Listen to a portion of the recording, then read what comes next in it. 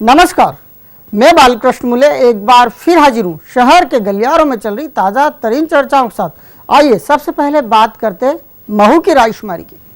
विपरीत परिस्थितियों में महू विधानसभा से चुनाव जीत प्रदेश सरकार में मंत्री बने कैलाश विजयवर्गीय फिर महू विधानसभा से ही चुनाव लड़ने की तैयारी कर रहे हैं, जबकि इधर रायशुमारी में दर्जनों कांग्रेसी नेता चुनाव मैदान में उतरने के लिए आतुर हैं।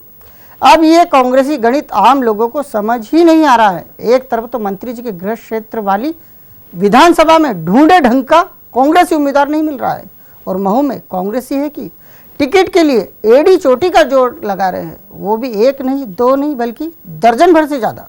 शहर की 5 विधानसभा सीटों के बाद अब ग्रामीण 4 सीटों को लेकर रायशुमारी का काम पूरा हो गया है। मुंबई के विधायक असलम शेख ने पर्यवेक्षक बनकर भारी अफरा तफरी भरे माहौल में रायशुमारी का काम पूरा किया। इस रायशुमारी के दौरान कांग्रेसी दावेदार और उनके समर्थक परंपरागत रूप अनुशासनहीन ही नजर आए। कांग्रेस आलाकमान ने जिन जिन बातों का उल्लेख दावेदारों को जो बातें नहीं करने का अल्टीमेटम दिया, वो सारे काम दावेदार और उनके समर्थक करते देखे गए। दूसरे दौर की रायशुमारी में कांग्रेस की हालत खराब होने की बात कही जा रही है। कांग्रेसी गलियारों में इतनी अव्यवस्था के पीछे का कारण भी बयां किया जा रहा है। कहा जा रहा है कि व्यवस्था की कमान संभाल रहे जिला अध्यक्ष खुद ही दावेदार हैं। ऐसे में अव्यवस्था तो होना ही है। रायशुमारी शुरू हुई और जैसे ही महू विधानसभा क्षेत्र की बारी आई तो सबसे खास बात ये रही कि महू से दर्जनों दावेदार आगे आए, जिससे कांग्रेसी गलियारों में हलचल मच गई। चर्चाएं शुरू हो गई कि मौजूदा महू विधायक के पुराने विधानसभा क्षेत्र क्रमांक 2 में ढूंढे से भी ढंग का कांग्रेस उम्मीदवार मिलने को तैयार नहीं है। और देखो महू के लिए कैसे नेता टूट पड़े हैं। खास बात तो यह है कि अभी तक के ताजा अपडेट पर गौर फरमाएं तो पता चलता है कि विजयवर्गीय महू से ही चुनाव लड़ने की तैयारी कर रहे हैं। मंत्री पुत्र आकाश सुबह से लेकर आधी रात तक महू की धरा पर सक्रिय है, कार्यक्रम पर कार्यक्रम कर रहे हैं। लेकिन कांग्रेस नेताओं के उत्साह को देखकर हर कांग्रेसी आश्चर्यचकित है। कांग्रेसी गलियारों में कहा जा रहा है कि इतने कांग्रेसी दावेदार सामने आएंगे तो मान कर चलिए कि फिर विजयवर्गीय लड़े तो उनके पलड़े की हार तय है। यूं भी कांग्रेसियों को उस वक्त उत्साह दिखाना चाहिए जब मंत्री किसी सुरक्षित सीट से अपना नामांकन दाखिल करवाएं और बीजेपी की बंद मुट्ठी खुलकर रह जाए। अब कांग्रेस नेताओं का मंत्री जी के रहते इस कदर महू विधानसभा से हुंकार यानी दम भरना महू में खंड खंड हो चुकी कांग्रेस की कहानी को बयां करता है। सुगनी देवी जमीन मामले में जब जब विशेष कोर्ट की सुनवाई होती है, उसके बाद सुनवाई को लेकर कम और रमेश मेंदोला यानी जय और कैलाश विजयवर्गीय यानी वीरू के रिश्ते को लेकर कुछ ज्यादा ही चर्चा की जाती है। एक बार फिर जय और वीरू की चर्चा की जा रही है। दोनों नेताओं से जुड़े लोग कहते हैं दादा के बोल उनका अपना स्टाइल है, जिसे समझना हर किसी के बूते की बात नहीं। जबकि मंत्री जी जितने बड़े नेता है उतना ही बड़ा उनका दिल है, इसलिए छोटी बात पर ना तो वो भरोसा करते हैं ना ही वो सुनते हैं। ऐसे में हम समर्थक है कि ऐसी सुर्खियों की ना तो चिंता पालते हैं ना ही इन सुर्खियों पर बहस करते हैं। सुगनी देवी जमीन घोटाले मामले में विधायक रमेश मेंदोला यानी दादा के विरुद्ध चालान पेश हुआ और शहर के गलियारों में तभी से एक नई बहस छिड़ी हुई है। हर तरफ से एक ही आवाज लेकिन दबी जुबान में आने लगी है। लोग पूछने लगे क्यों, क्या चल रहा है। जिसके पास जैसी जानकारी होती है वो उसे आगे बढ़ा देता है। इसी चर्चा के बीच IDCA की साधारण सभा में कैलाश विजयवर्गीय और रमेश मेंदोला आमने सामने आ गए। मेंदोला ने अपने पारंपरिक अंदाज में कैलाश विजयवर्गीय के कहे पर अपनी बात कही और मामला इस कदर उछला कि जय और वीरू की चर्चा घर घर हो गई। इसके बाद हर आयोजन में जय वीरू पहले की तरह ही साथ साथ नजर आने लगे। दोनों नेताओं की सेहत पर किसी सुर्खी ने ना तो असर डाला, ना ही उन्होंने लोगों के बीच हो रही चर्चा पर किसी तरह का कोई बयान दिया। अब सुगनी देवी मामले की पहली सुनवाई हुई तो फिर उसी बात को हवा दी जा रही है। कहा जा रहा है दादा का ये कहना है कि विजयवर्गीय सबके साथ थे लेकिन चालान में नहीं। यह रिश्तों में दरार के संकेत है।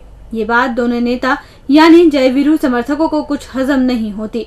मंत्री और विधायक समर्थक कहते हैं कि ये तो दादा के बोल वचन का स्टाइल है। उनके बोल के मायनों को समझना हर किसी के बूते की बात नहीं है। मंत्री जी यानी वीरू इतने बड़े दिल के लीडर हैं कि वो इस तरह की छोटी बातों की कभी चिंता नहीं पालते। समर्थकों का कहना है कि 2.5 दशक से दोनों नेताओं को साथ साथ देख रहे हैं, इसलिए उन्हें लेकर की जा रही सारी चर्चाएं निराधार है। वैसे भी हमारे जय और वीरू को सालों तक साथ रहकर हम ही नहीं समझ पाए तो फिर शहर के बाशिंदे क्या समझ पाएंगे।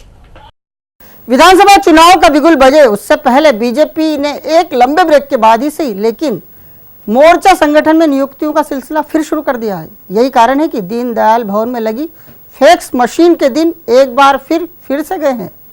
हर कोई आ जाकर उसी फैक्स मशीन के इर्द गिर्द मंडराता दिखाई देता है जिस मशीन से नियुक्ति वाले फैक्स की आमद होती है और फिर चलता है मिठाइयों का दौर। वक्त बदलते ही इंसान ही नहीं मशीनों के दिन भी फिरते हैं। अब देखिए पिछले 6 माह से भाजपा कार्यालय यानी दीनदयाल भवन में न तो किसी नियुक्ति का फैक्स आया न ही कोई खुशखबरी आई। पूरे 6 माह ही पार्टी आपसी खींचतान की गवाह बनी रही। उसी का नतीजा है कि न तो नगर अध्यक्ष के नाम की घोषणा हो पाई न ही अन्य मोर्चा संगठनों के पदाधिकारियों की। लेकिन अब एक बार फिर पार्टी नेताओं ने स्थानीय संगठन में फैली मायूसी दूर करने के लिए राजधानी से खुशखबरी भेजना शुरू कर दी है। पार्टी कार्यालय में पहला फैक्स भी आ गया है। वो है दिनेश वर्मा के नाम का। वर्मा को अनुसूचित जाति मोर्चा का पुनः अध्यक्ष बनाया गया है। अब जैसे ही वर्मा के नाम का फैक्स आया उसके बाद पार्टी कार्यालय का माहौल तो बदला ही, साथ ही उस फैक्स मशीन के भी दिन बदल गए हैं जिस पर पार्टी कार्यालय में ये पहली खुशखबरी पहुंची है। फिलहाल पार्टी कार्यालय में ढेर सारी नियुक्तियों के फैक्स आने हैं। ऐसे में जिसे देखो वो उस मशीन पर कुछ ज्यादा ही ध्यान देता नजर आ रहा है। पार्टी कार्यालय में आए एक नियुक्ति के फैक्स के बाद हर कोई पदाधिकारी ये कहते सुना जाता है कि देखना 5 बजे बाद कोई फैक्स आ सकता है। ऐसे में शाम ढलते ही पार्टी कार्यालय के गलियारों में चहल पहल बढ़ जाती है। इसके बाद चर्चा होती है देखो कैसे बदले दिन, वो भी फैक्स मशीन के। देपालपुर एसडीओ रेवती रेंज में हुए फायरिंग कांड के बाद दिन बर दिन उलझते ही जा रहे हैं। अब गांव वालों ने हत्यारे निलय को एसडीओ पवन जैन का रिश्तेदार बताना शुरू कर दिया है। अब जैन के फेर में उलझे पवन के लिए हर पल भारी होता जा रहा है, जबकि इस मामले में जो भी सुर्खियां बन रही है उसका लाभ अब सीधे क्षेत्रीय विधायक तुलसी सिलावट को मिलना शुरू हो गया है। अब ऐसे में वो दिन दूर नहीं जब सारी कतरने विधानसभा में लहराएगी और कटघरे में होंगे पवन जैन। जहाँ धुआं उठता है वहाँ आग जरूर होती है। ये बात पुराने लोग अच्छे से जानते हैं और समझते हैं। अब कुछ इसी तरह का मामला एसडीओ पवन जैन को लेकर उठ रहा है। भले ही रेवती रेंज वाले मामले में आग की लपटें कहीं नजर नहीं आ रही है, लेकिन अंदर ही अंदर उठ रहे धुएं की वजह से कईयों की आंखें चुंधिया रही है।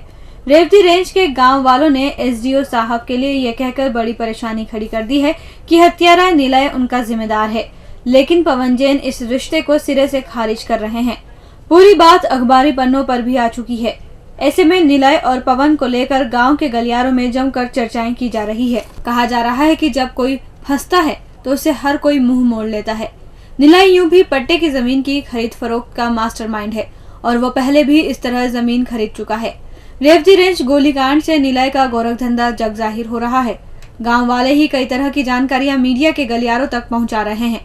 जितनी जानकारियां मीडिया तक पहुंच रही है उससे कहीं ज्यादा जानकारी क्षेत्रीय विधायक तुलसी सिलावट एकत्रित कर चुके हैं। अब क्षेत्रीय ग्रामीण उस दिन का इंतजार कर रहे हैं जब ये मामला विधानसभा में गूंजेगा और दूध का दूध और पानी का पानी करने के लिए जांच कमेटी का गठन होगा। वैसे अभी तो जैन के फेर में पवन ना तो खा पा रहे हैं और ना ही सो पा रहे हैं। उन्हें समझ नहीं आ रहा है कि इस गोलीकांड की गूंज से खुद को कैसे बचाएं और गांव वालों के आरोपों से कैसे छुटकारा पाएं। और अंत में बात करते छात्रों की भूमिका के बाद शहर में फैले डर की। ईशान और जिशान तो एक सिरफिरे और एक सिरफिरी युवती का शिकार हो गए, लेकिन बेटमा का कृष्णा बेहद भाग्यशाली निकला। कृष्णा का अपहरण करने वालों के मंसूबे भी कुछ पाक नहीं थे। इस बात का खुलासा उनके पास मिले बेल्ट और पेट्रोल से भरी कैन से होता है।